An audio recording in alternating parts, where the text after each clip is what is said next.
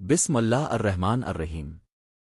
تمام تعریفیں اللہ رب العالمین کے لیے ہے، جو طاقت والا ہے، جو صبر کرنے والوں کو مہلت دیتا ہے مگر ظالم کو اس کے انجام تک پہنچا کر چھوڑتا نہیں۔ درود و سلام ہو اللہ کے آخری نبی حضرت محمد مصطفیٰ پر اور ان تمام انبیاء کرام پر جنہوں نے حق کا پیغام پہنچایا۔ ناظرین کرام، آج ہم فرعون پر نازل ہونے والے پہلے عذاب کا ذکر کریں گے۔ یہ وہ عذاب تھا جس نے پہلی بار فرعون کے دل میں خوف کی دراڑ ڈالی۔ یہ واقعہ ہمیں بتاتا ہے کہ جب اللہ کسی قوم کو پکڑنے پر آتا ہے تو وہ آسمان اور زمین دونوں کو حکم دیتا ہے۔ فرعون کا غرور اور ہٹ دھرمی۔ فرعون مصر کا بادشاہ تھا، طاقت، سلطنت، فوج سب اس کے قدموں میں تھا۔ وہ کہتا تھا، میں تمہارا سب سے بڑا رب ہوں۔ اس نے حضرت موسیٰ علیہ السلام کو جھٹلایا، معجزات دیکھے، لیکن تکبر میں آ کر انکار کرتا رہا۔ اللہ نے اسے فوراً تباہ نہیں کیا، بلکہ مہلت دی، سمجھایا، ڈرایا۔ پھر آیا پہلا عذاب، آندھی اور شدید طوفان۔ ایک دن اچانک مصر کی فضا بدلنے لگی۔ آسمان پر کالے بادل چھا گئے، ہوا کا رخ بدل گیا، درخت جھکنے لگے۔ پھر ایسی آندھی چلی جس نے لوگوں کو خوف میں مبتلا کر دیا۔ کھیت اجڑنے لگے، فصلیں زمین بوس ہو گئیں، چھتیں الفاڑنے لگیں، جانور بدکنے لگے۔ یہ عام آندھی نہیں تھی، یہ اللہ کا بھیجا ہوا عذاب تھا۔ لوگ خوف میں مبتلا ہو گئے۔ مصر کے لوگ گھروں سے نکل آئے، بچے رو رہے تھے، عورتیں چیخ رہی تھیں، مرد بے بس کھڑے تھے۔ ہر طرف تباہی تھی، ہر طرف شور تھا، ہر طرف خوف تھا، لیکن سب سے زیادہ خوف فرعون کے محل میں تھا۔ فرعون کا وقتی جھکاؤ، فرعون جو خود کو خدا کہتا تھا، آج بے بس نظر آ رہا تھا۔ اس نے حضرت موسیٰ علیہ السلام کو بلایا، کہنے لگا، اے موسیٰ، اپنے رب سے دعا کرو، اگر یہ عذاب ہٹ گیا تو ہم ایمان لے آئیں گے، ہم بنی اسرائیل کو آزاد کر دیں گے۔ یہ فرعون کا پہلا جھکاؤ تھا، لیکن یہ دل کا نہیں، خوف کا جھکاؤ تھا۔ حضرت موسیٰ علیہ السلام کی دعا۔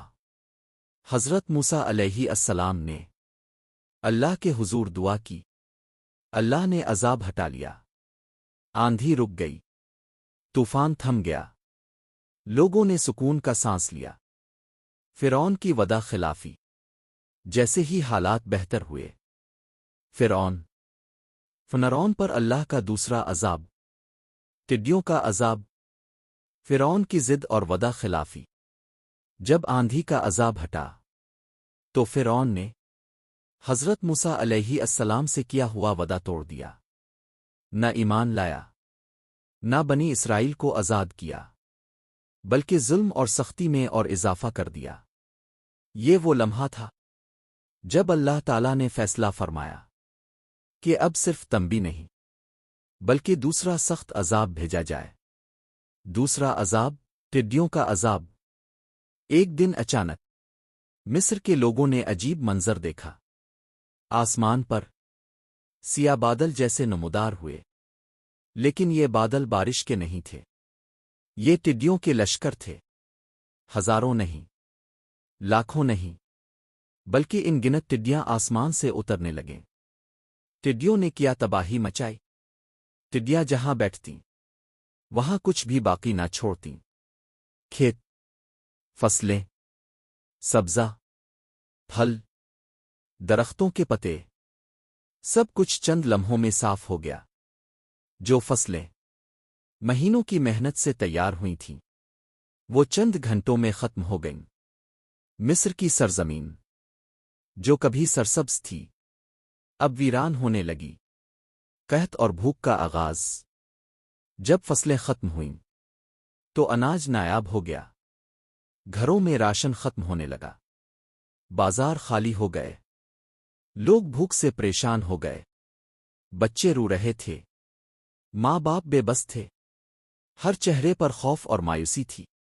یہ صرف معاشی نقصان نہیں تھا، یہ اللہ کی طرف سے سزا تھی۔ فرعون کا محل بھی محفوظ نہ رہا۔ ناظرین، یہ عذاب صرف عام لوگوں تک محدود نہیں تھا۔ اللہ نے فرعون کو یہ احساس دلانا چاہا کہ اس کی دولت، اس کے محل اور اس کے خزانے اسے نہیں بچا سکتے۔ ٹڈیاں فرعون کے محل تک پہنچ گئیں۔ قیمتی باغات، محل کی سجاوٹ، سب کچھ برباد ہونے لگا۔ فرعون کا دوبارہ وعدہ۔ اب فرعون پھر گھبرا گیا۔ وہی فرعون جو خود کو خدا کہتا تھا، آج عاجز ہو کر حضرت موسیٰ علیہ السلام کو بلانے لگا۔ کہنے لگا، اے موسیٰ، یہ عذاب ہٹوا دو۔ اگر یہ ٹڈیاں ختم ہو گئیں تو ہم ایمان لے آئیں گے اور بنی اسرائیل کو جانے دیں گے۔ یہ اس کا دوسرا وعدہ تھا۔ حضرت موسیٰ علیہ السلام کی دعا۔ حضرت موسیٰ علیہ السلام اللہ کے نبی تھے، ان کا دل نرم تھا۔ وہ بد دعا دینے کے بجائے ہدایت چاہتے تھے۔ انہوں نے اللہ کے حضور دعا کی۔ اللہ نے ٹڈیوں کا عذاب ہٹا لیا۔ آسمان صاف ہو گیا، زمین خاموش۔ فرعون پر اللہ کا تیسرا عذاب قامویل یعنی جوؤں کا عذاب۔ فرعون کی ہٹ دھرمی برقرار۔ جب ٹڈیوں کا عذاب ختم ہوا تو فرعون نے پھر وعدہ توڑ دیا، نہ ایمان لایا، نہ بنی اسرائیل کو آزاد کیا، بلکہ ظلم اور سختی میں اور اضافہ کر دیا۔ اس نے یہ سمجھ لیا کہ وہ ہر عذاب سے بچ نکلے گا، لیکن وہ یہ بھول گیا تھا کہ اللہ کی پکڑ آہستہ آتی ہے مگر چھوڑتی نہیں۔ تیسرا عذاب قامویل جوئیں۔ ایک دن اچانک مصر کی فضا میں ایک عجیب سی بے چینی پھیل گئی۔ لوگوں نے محسوس کیا کہ ان کے جسموں پر خارش ہونے لگی ہے، کپڑوں میں، بالوں میں، بستروں میں، ہر جگہ جوئیں پھیل گئیں۔ یہ عام جوئیں نہیں تھیں، یہ اللہ کے حکم سے بھیجی گئی مخلوق تھیں۔ جوؤں کی تکلیف اور ذلت۔ ناظرین، یہ عذاب ایسا تھا جس میں نہ کوئی شور تھا، نہ کوئی طوفان، لیکن اس کی تکلیف ہر لمحہ محسوس ہوتی تھی۔ لوگ سکون سے بیٹھ نہیں سکتے تھے، نیند حرام ہو گئی، کام کرنا مشکل ہو گیا، ہر وقت خارش، ہر وقت بے چینی اور ہر وقت ذلت۔ یہ عذاب ان کے غرور کو توڑنے کے لیے تھا۔ محل، بازار، عبادت گاہیں، سب متاثر۔ یہ جوئیں صرف عام لوگوں تک محدود نہ رہیں۔ فرعون کا محل، اس کے بستر، اس کے کپڑے، سب جوؤں سے بھر گئے۔ درمیان میں کوئی فرق نہ رہا کہ کون بادشاہ ہے اور کون غلام۔ اللہ نے سب کو برابر کر دیا۔ لوگ چیخ اٹھے، مصر کے لوگ عاجز آ گئے۔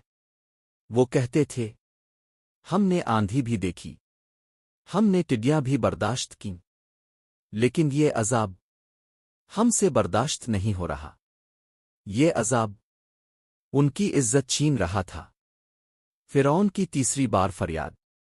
اب فرعون کا غرور مزید ٹوٹنے لگا۔ وہ حضرت موسیٰ علیہ السلام کے پاس آیا، کہنے لگا، اے موسیٰ، اپنے رب سے دعا کرو کہ یہ جوئیں ختم ہو جائیں۔ اگر یہ عذاب ہٹ گیا تو ہم ایمان لے آئیں گے۔ یہ اس کا تیسرا وعدہ تھا۔ حضرت موسیٰ علیہ السلام کی دعا۔ حضرت موسیٰ علیہ السلام نہ بدلہ چاہتے تھے، نہ انتقام۔ وہ چاہتے تھے کہ لوگ ہدایت پا جائیں۔ انہوں نے اللہ کے حضور پھر دعا کی۔ اللہ نے جوؤں کا عذاب ہٹا لیا۔ لوگوں کو کچھ سکون ملا، پھر وہی انکار۔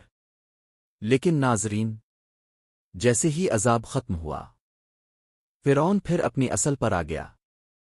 اس نے کہا یہ تو صفائی کا مسئلہ تھا کوئی فرعون پر اللہ کا چوتھا عذاب مینڈکوں کا عذاب فرعون کی ضد انتہا کو پہنچ گئی جوؤں کے عذاب کے بعد فرعون نے پھر وعدہ توڑ دیا نہ ایمان نہ توبہ نہ بنی اسرائیل کی آزادی اس نے سمجھ لیا تھا کہ وہ ہر بار کسی نہ کسی طرح بچ نکلے گا لیکن اللہ ظالم کو ڈھیل تو دیتا ہے چھوڑتا نہیں چوتھا عذاب مینڈکوں کا سیلاب ایک دن اچانک مصر کے لوگ حیران رہ گئے زمین سے پانی سے نالوں سے کنووں سے ہر طرف سے مینڈک نکلنے لگے تھوڑے نہیں ہزاروں نہیں بلکہ لاکھوں مینڈک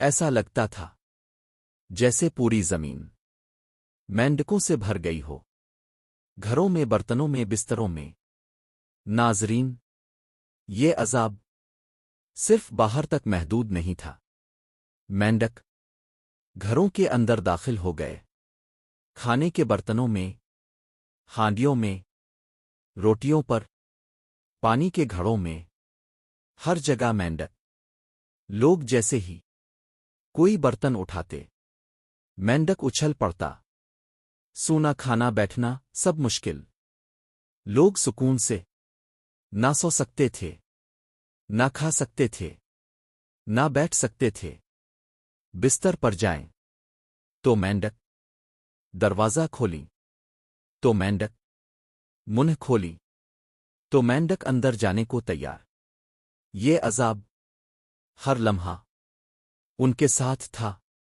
آواز اور خوف مینڈکوں کی آوازیں دن رات گونجتی رہتی ٹیر ٹیر ٹیر ٹیر خاموشی ختم ہو گئی ذہنی سکون ختم ہو گیا لوگ چیخنے لگے ہمیں بچاؤ یہ عذاب ہم سے برداشت نہیں ہو رہا فرعون کا محل بھی نہ بچ سکا ناظرین اللہ نے واضح کر دیا کہ فرعون کا محل اسے نہیں بچا سکتا مینڈک فرعون کے محل میں بھی داخل ہو گئے اس کے تخت کے پاس اس کے بستر پر اس کے کپڑوں میں وہ فرعون جو خود کو رب کہتا تھا آج ایک مینڈک سے بھی بچ نہ سکا ذلت کا عذاب یہ عذاب نہ صرف تکلیف دہ تھا بلکہ ذلت آمیز تھا جو قوم اپنے آپ کو اعلیٰ سمجھتی تھی آج وہ مینڈکوں سے پریشان تھی اللہ نے ان کا غرور ان کی آنکھوں کے سامنے توڑ دیا فرعون کی چوتھی بار التجا اب فرعون بالکل بے بس ہو چکا تھا وہ حضرت موسیٰ علیہ السلام کے پاس آیا کہنے لگا اے موسیٰ اپنے رب سے دعا کرو کہ یہ مینڈک ختم ہو جائیں اگر یہ عذاب ہٹ گیا تو ہم ایمان لے آئیں گے اور بنی اسرائیل کو جانے دیں گے یہ اس کا چوتھا وعدہ تھا حضرت موسیٰ فرعون پر اللہ کا آخری عذاب پانی کا خون بن جانا اور فرعون کا غرق ہونا ایک دن اچانک مصر کے لوگوں نے ایک خوفناک منظر دیکھا وہ پانی جسے وہ پیتے تھے جس سے وہ زندگی پاتے تھے اچانک خون میں تبدیل ہو گیا کنووں کا پانی دریاؤں کا پانی برتنوں میں رکھا پانی سب خون بن چکا تھا پیاس بڑھتی جا رہی تھی لیکن پانی پینے کے قابل نہیں تھا زندگی کا سب سے بڑا سہارا چھن گیا ناظرین پانی زندگی ہے جب پانی ہی نہ رہے تو انسان کس پر جیے لوگ پیاس سے تڑپنے لگے بچے بلکنے لگے بوڑھے بے حال ہو گئے یہ عذاب پچھلے تمام عذابوں سے زیادہ سخت تھا کیونکہ اب زندگی کا بنیادی سہارا چھین لیا گیا تھا بنی اسرائیل اور فرعون میں فرق یہ اللہ کی قدرت تھی کہ یہی پانی بنی اسرائیل کے لیے صاف اور قابل استعمال تھا، اور فرعون کی قوم کے لیے خون بن جاتا تھا۔ یہ واضح نشانی تھی کہ یہ قدرتی آفت نہیں بلکہ اللہ کا فیصلہ ہے۔ فرعون کا آخری موقع۔ اب فرعون مکمل طور پر بے بس ہو چکا تھا۔ اس کے پاس نہ طاقت بچی، نہ دلیل، نہ کوئی بہانہ۔ وہ حضرت موسیٰ علیہ السلام کے پاس آیا، کہنے لگا، اے موسیٰ، اگر یہ عذاب ہٹ گیا تو ہم ایمان لے آئیں گے، ہم بنی اسرائیل کو آزاد کر دیں گے۔ لیکن ناظرین، یہ اس کا 5واں اور آخری وعدہ تھا، اللہ کا آخری فیصلہ۔ اللہ تعالیٰ نے اس بار عذاب ہٹایا ضرور، لیکن ساتھ ہی فیصلہ بھی فرما دیا۔ اب مہلت ختم ہو چکی تھی۔ اللہ نے حضرت موسیٰ علیہ السلام کو حکم دیا، رات کے وقت بنی اسرائیل کو لے کر نکل جاؤ۔ بنی اسرائیل کی روانگی۔ حضرت موسیٰ علیہ السلام رات کی تاریکی میں بنی اسرائیل کو لے کر نکلے۔ سامنے سمندر تھا، پیچھے فرعون کا لشکر۔ لوگ گھبرا گئے، کہنے لگے، اے موسیٰ، ہم پکڑے گئے۔ حضرت موسیٰ علیہ السلام نے فرمایا، ہرگز نہیں، میرا رب میرے ساتھ ہے۔ سمندر کا راستہ بن جانا۔ اللہ کے حکم سے حضرت موسیٰ علیہ السلام نے اپنی لاٹھی سمندر پر ماری۔ سمندر 2 حصوں میں تقسیم ہو گیا، خشک راستہ بن گیا، دیواروں کی طرح پانی کھڑا ہو گیا۔ بنی اسرائیل سلامتی کے ساتھ گزر گئے۔ فرعون کا پیچھا کرنا۔ جب فرعون نے دیکھا کہ سمندر میں راستہ بن گیا ہے تو اس کے غرور نے اسے اندھا کر دیا۔ وہ اپنے لشکر کے ساتھ اسی راستے پر چل پڑا۔ اس نے یہ نہ سوچا کہ یہ راستہ اللہ نے بنایا ہے۔ فرعون کا غرق ہونا۔ جیسے ہی فرعون اور اس کا لشکر سمندر کے درمیان پہنچا، اللہ نے حکم دیا، پانی آپس میں مل گیا، سمندر بند ہو گیا، لہریں اٹھیں، فرعون ڈوبنے لگا۔ اب اس نے کہا، میں ایمان لایا کہ موسیٰ کا رب ہی سچا رب ہے۔ لیکن ناظرین، اب بہت دیر ہو چکی تھی، ایمان قبول نہ ہوا۔ اللہ نے فرمایا، اب جب پہلے نافرمانی کرتا رہا، فرعون سمندر میں غرق ہو گیا۔ وہ جس نے کہا تھا، میں تمہارا رب ہوں، آج ایک لاش بن کر عبرت بن گیا۔ بنی اسرائیل کی نجات۔ اللہ نے بنی اسرائیل کو نجات دی۔ ظلم ختم ہوا، غلامی ختم ہوئی، حق کو فتح ملی۔ آخری عبرت کا پیغام۔ ناظرین کرام، یہ واقعہ ہمیں سکھاتا ہے، ظلم کا انجام تباہی ہے، غرور انسان کو ہلاک کر دیتا ہے، توبہ ہمیشہ وقت پر قبول ہوتی ہے، اللہ کی مہلت دھوکہ نہیں آزمائش ہے، حق ہمیشہ غالب آتا ہے۔ اختتامی دعا۔ اے اللہ، ہمیں عبرت حاصل کرنے کی توفیق دے، ہمیں غرور اور ظلم سے بچا، اور ہمیں حق پر ثابت قدم رکھ۔ آمین رب العالمین۔ آج کے معاشرے کے لیے سبق۔ ناظرین کرام، فرعون کا قصہ صرف ایک تاریخ نہیں بلکہ ہر دور کے لیے آئینہ ہے۔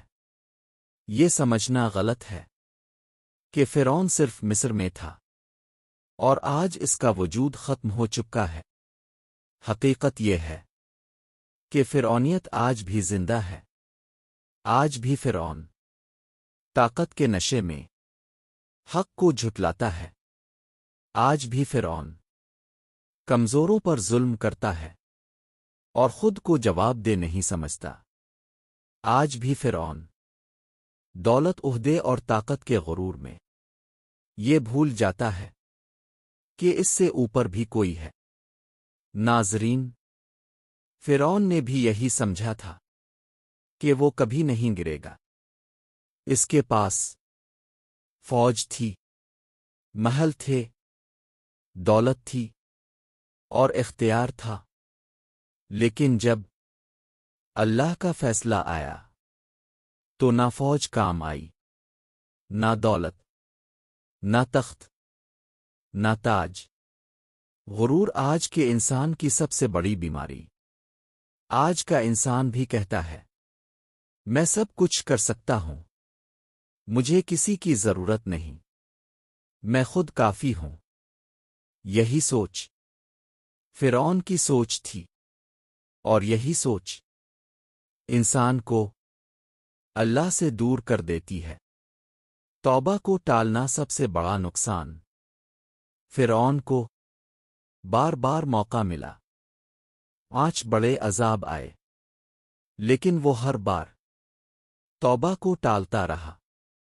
آج بھی ہم یہی کرتے ہیں، کہتے ہیں ابھی وقت ہے، بعد میں توبہ کر لیں گے، ابھی جوان ہیں۔ لیکن فرعون کی طرح ہمیں بھی یہ نہیں معلوم کہ اگلا لمحہ ہمارا ہے بھی یا نہیں۔ اللہ کی رحمت لیکن حد کے ساتھ۔